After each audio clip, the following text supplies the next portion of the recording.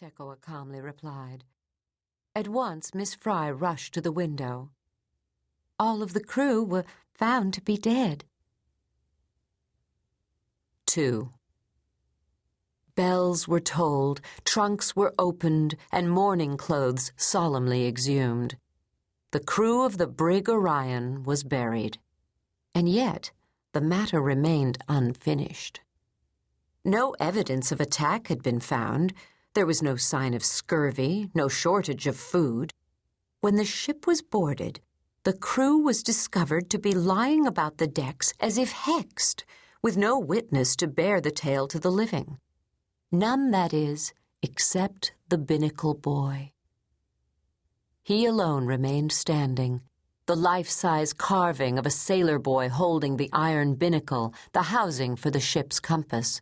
Straight-backed, sober-lipped, in his jacket and cap, he stood resolutely before the helm, his lacquered eyes shining chicory blue. And after the ship's sails had been furled and her cargo of molasses unloaded, the binnacle boy was laid in a wagon and, like the 17 sailors before him, slowly borne up the road to the top of the cliff upon which New Bethany stood. And there, before the town hall, the pine-wood statue was mounted, still bearing the ship's compass, a memorial to the Orion's crew. Upon him, the families of the dead gazed for hours, convinced he'd somehow reveal the nature of the catastrophe he'd witnessed. Mothers kept watch on his ruddy lips, expecting each moment to see them move. Fathers stared into his painted eyes, waiting to catch them in the act of blinking. Children cocked their ears to the wind as it moaned eerily over the boy, and believed they heard the sound of his voice. Yet the binnacle boy clung to his secret. The mystery of the Orion remained, and gradually, as the summer progressed, those who stood and awaited the boy's words were replaced by those who'd come instead to leave him with secrets of their own, knowing his steadfast lips to be sealed. At first it was children who took up the practice. After whispering into his chiseled ear, they ran off, or studied his stout-hearted features as if expecting a nod of acknowledgement. Soon their elders took after them, and before long the binnacle boy became the repository for all that couldn't be safely spoken aloud in New Bethany. Lovers opened their hearts to him, hurrying figures sought him out in the night. Those who felt their lives running out entrusted him with their final confessions.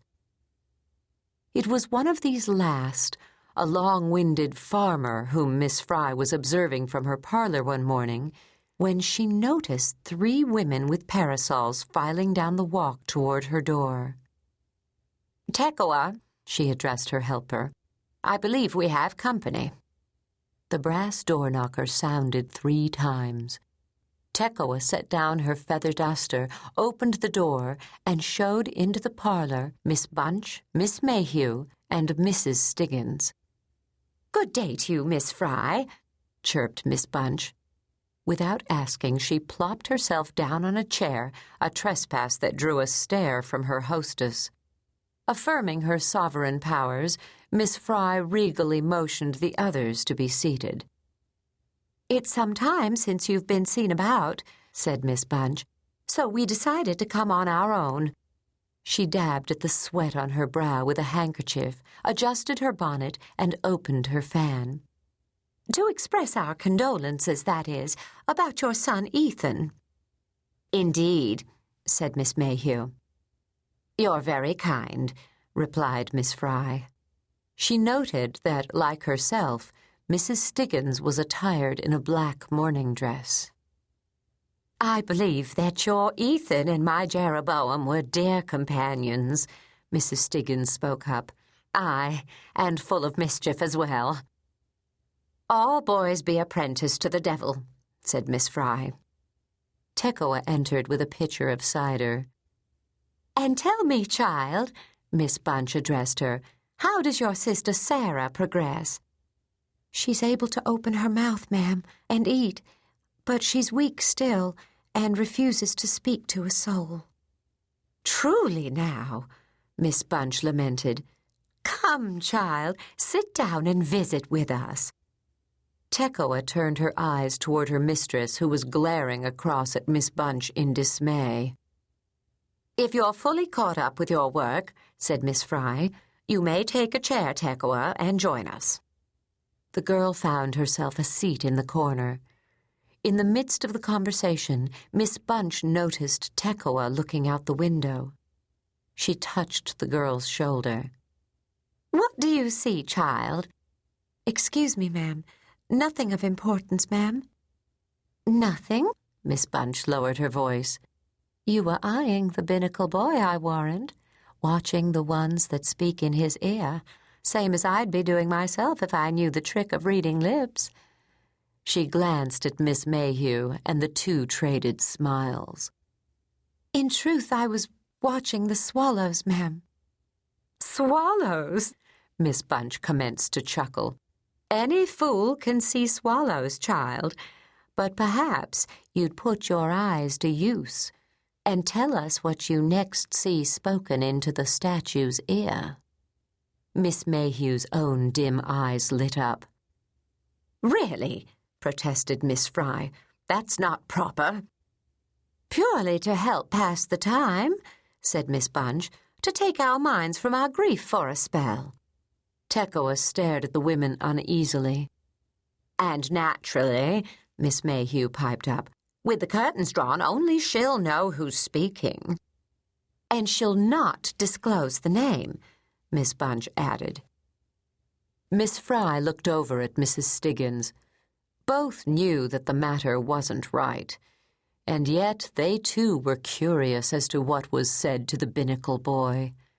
After all, they themselves wouldn't actually be eavesdropping, and the name of the speaker would remain a mystery, never to be revealed.